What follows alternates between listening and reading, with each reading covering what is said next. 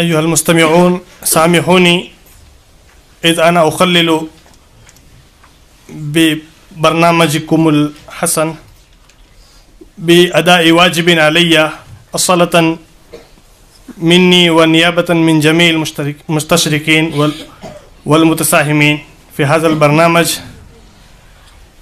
أنا أقوم لأرحب بضيفنا المكرم المبجل فضيلة الأستاذ الأديب الشيخ عبد الرؤوف القاسمي حفظه الله. نحن نرحب، كل منا يرحب بهم ترحيبا حارا، إذ هو لبى دعوتنا الضائلة وحضر وتشرفنا بقدومه الميمون في برنامجنا السنوي هذا.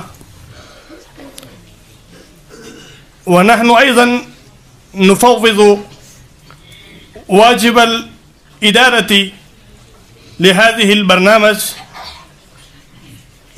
إلى فضيلته وسعادته، إذ نحن لا نجد شخصا يفوقه في العلم والفضل.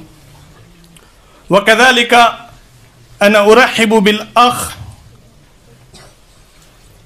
الشيخ القاضي رحمة الله القاسمي حفظه الله، مدير دار القضاء ببار وأحد رفقائنا في هذا الدرب. وكذلك كل من يزورنا كطالب ومعلم ومستمع. هذا برنامجنا، وكل منا ينتسب ويجد في قلبه شيئا للعربية. فهذا ما أقول بهذه المناسبة.